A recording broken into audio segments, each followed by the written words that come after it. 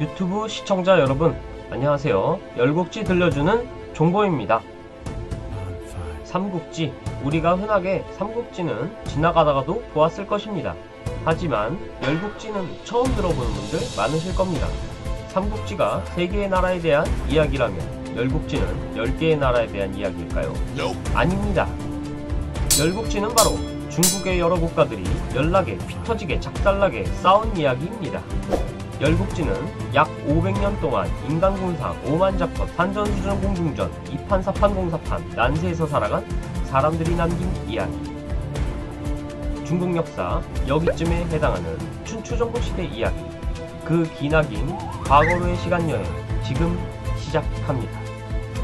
우선 열국지를 알기 위해선 중국의 태초로 잠깐 건너갈 필요가 있습니다. 중국의 아주 까마득한 고리짝시기, 그냥 아주 먼 옛날. 어느 국가와 왕조가 그렇듯이 중국 역사의 첫 시작도 거천한 시족사회를 이루고 길다니는 짐 등 잡아먹고 열매를 따먹으며 레벨업도 하는 생활을 해왔습니다. 그런 그들 앞에 삼황이라 불리는 수인씨, 복희씨, 신농씨가 나타나 많은 것들을 가르치기 시작했습니다. 수인씨는 불을 다루는 법, 복희씨는 탈계와 결혼, 가축에 관한 것을, 그리고 신농씨는 농사짓는 법을 백성들에게 가르치기 시작합니다. 이때는 인류가 시족을 이루고 살기 시작하는 그런 단계라고 볼 수 있었고, 삼황은 그들의 지도자 정도 되는 인물들이었습니다. 그 뒤를 이어 황제, 제국, 전욱, 요우, 순임금이 오르는데 이를 오제라고 부릅니다. 특히 그중 요임금과 순임금은 대대로 명분, 성분의 표본이 되어 그들이 만든 태평성대 시기를 요순시대라는 말로도 표현합니다. 지금의 중국에서는 방금 전 상황과 함께 이 고대 왕들을 사망오제라고 부릅니다. 사마천의 사기에서는 이 시기를 역사의 출발로 잡고 있습니다.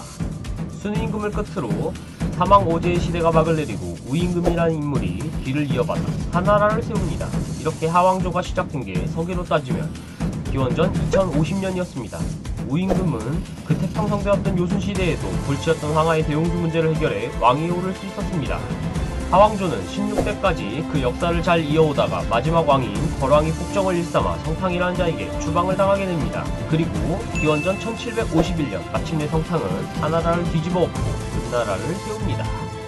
중국 최초 국가로 간주되는 하나라는 지금도 가공의 왕조로 보는데 그 이유는 왕조에 대한 고고학당 기록이 전혀 없기 때문입니다. 후에 세워진 은나라도 마찬가지였으나 1928년 은어에서 대량의 갑골문이 출토되면서 전설의 은나라가 신화에서 역사로 이동될 수 있었습니다. 이 은나라도 그런대로 잘 살고 있었으나 28대에 이르러 즉위한 주왕이 달기라는 대단한 미인과 한바탕합니다. 달기는 주왕의 애첩이었는데 중국 역사상 가장 음란하고 잔인하기로 유명했습니다. 이런 달기 옆에서 주왕이 폭정을 일삼았으니 나라꼴은 말이 아니었겠죠. 하나라의 거랑과 뒷나라의 주왕은 폭군으로서 닮은 점이 많은데 여기서 유래한 말이 하걸은주, 폭군 중에 최악이라는 뜻입니다. 이들이 저지른 가장 유명한 악행이 바로 주지웅님과 포락지영입니다.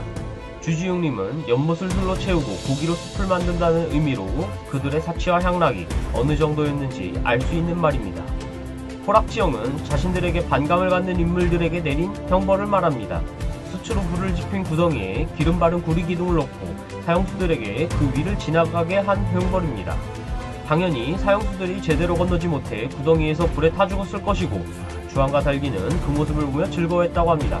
이 정도로 답이 없는 상황에서 서쪽에서 주나라가 일어나게 됩니다. 주나라의 본격적인 시작을 알린 인물은 15대 왕인 문왕희창과 우리에게 익숙한 이름 강태공이라는 두 사람입니다. 여러분도 아시다시피 유명한 일화가 있습니다.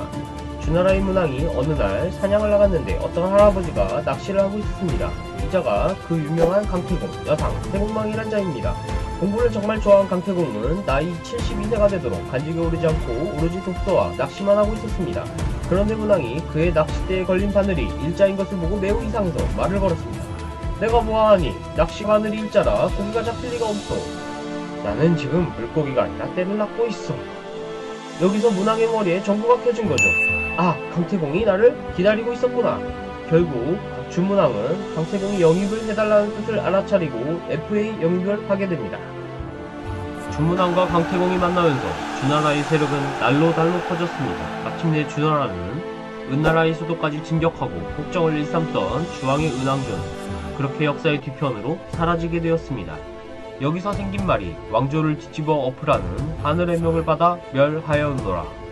여기서 혁명이라는 말이 역사 최초로 등장하게 됩니다. 그 후 주나라 역시 서서히 힘이 약해져 여러 지방의 제후들이 일어나는 대혼란의 시대를 맞게 되면서 본격적인 춘추전국 시대가 시작하게 됩니다.